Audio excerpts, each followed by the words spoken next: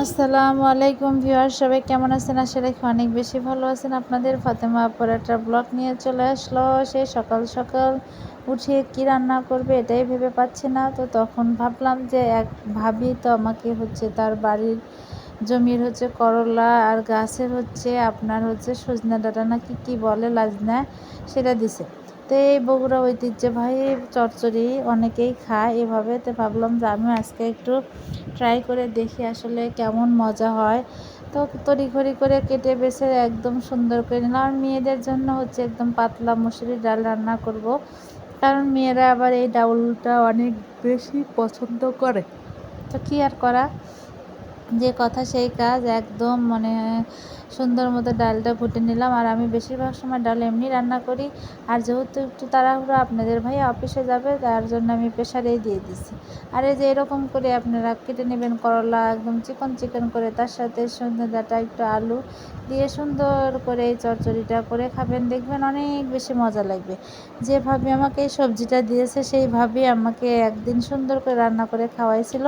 আমার তো মুখে লেগে গেছে, অনেক বেশি মজা লাগে। কিন্তু ভাবিটার মতো আমি অত সুন্দর রাঁধুনি না, ভালো রান্নাও করতে পারি না, তবে চেষ্টা করে যাই, এই আর কি। মাশাআল্লাহ, খেতে কিন্তু অনেক বেশি মজার ছিল। আমার কাছে তো অনেক ভালো লেগেছে। মাঝে মাঝে একটু এলোমেলো রান্না করলেও কিন্তু অনেক বেশি ভালো লাগে। তো যাই হোক, আপনারা অবশ্যই একটু এলোমেলো রান্নাও মাঝে মাঝে করে খাবেন, দেখবেন খুবই মজার হয়। তাই এখানে আমি একটু চিংড়ি মাছের শুটকি ব্যবহার করে রান্নাটা করলাম, দেখি কেমন হয়। মাশাআল্লাহ, ওইদিকে রান্না হচ্ছে, আর এদিকে আমি থালা বাসন সমস্ত কিছু পরিষ্কার করে নিচ্ছি। সকালবেলা উঠে যে কাজগুলো থাকে আর কি, ডেইলি কাজ, সেটাই আর কি করছি। তো আমি এই যে একটা মগ কিনে নিচ্ছি, এই মগটা কিন্তু মগ পানি নিয়ে খেতে বসলে দেখা যাচ্ছে যে খাবার সময় আর পানি বারবার ঢালতে হয় না, অনেক আর কি সুবিধা আর কি। তো যাই হোক, আমি সুন্দর মতো থালা বাসন পরিষ্কার করে নিচ্ছি। আর এদিকে কচুর শাকও রান্না করে নেব। কচুর শাক রান্না আমার অনেক বেশি পছন্দ লাগে। যাই হোক, অনেকদিন আগে একটু রান্না করছিলাম আর একটু ডিপ ফ্রিজে রেখে দিয়েছিলাম, তাই আর ভাবলাম যে কচুর শাকটাও সুন্দর করে রান্না করে নেই তার সাথে। এটাই আমার আজকে রান্নার আয়োজনে ছিল। আর আমি এই দেখেন ডালটাকে এখন সুন্দর করে তেলে দিয়ে নেব। এভাবে আমি তেলে দিয়ে নিই আর কি। আর ডাউল তেলে দেওয়ার আগেই একটু পেস্টটা বেশি বেশি ব্রাউন হয়ে গেছে। জাল এত জোরে জ্বলে কি আর বলবো, তাড়াহুড়া করে কাজ করে ভিডিও করতে গেলে দেখা যাচ্ছে যে সমস্যা হয়ে যায়। আর এদিকে আমি কচুর শাকটাও তেলে দিয়ে নেব, যেহেতু কচুর শাক আগে থেকে সিদ্ধ করাই ছিল, যার জন্য একদম অনেক সুন্দর করে পেস্টে রসুন লাল লাল করে ভেজে এর মধ্যে একটু জিরার ফোড়ন দিয়ে এখন আমি কচুর শাকটা তেলে দিয়ে নেব। আর কচুর মধ্যে আমি সব ধরনের যে মশলাটা দেব সেটা দিয়েই নিছি। জাস্ট একটু নাড়াচাড়া দিলে আমার কচুর শাক রান্নাটা অনেক বেশি মজার হবে।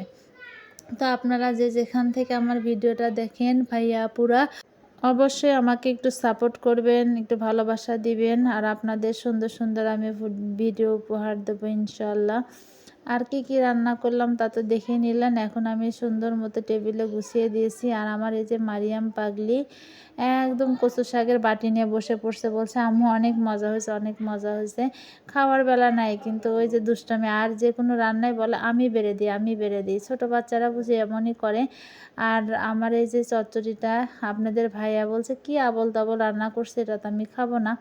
যাই হোক, বললাম তুমি না খেলে তুমি ডাবল দিয়ে আর কচু শাক দিয়ে খাও, আর আমি এই চচ্চড়িটা খেয়ে নিচ্ছে আর কি। যাই হোক, টেবিলে সুন্দর মতো সব সাজিয়ে গুছিয়ে সবাই একসাথে বসে খেলাম। আর একসাথে বসে পরিবারের সদস্যদের সাথে খাবার মজাই আলাদা। আর মাশাআল্লাহ, কচুর শাকটা সবচেয়ে বেশি মজার ছিল। আর মারিয়াম এখানে দেখেন আমাকে বলছে আম্মু তোমার ভিডিওতে 1 মিলিয়ন ভিউজ হয়েছে, আমাকে মিথ্যা মিথ্যা সারপ্রাইজ দিচ্ছে।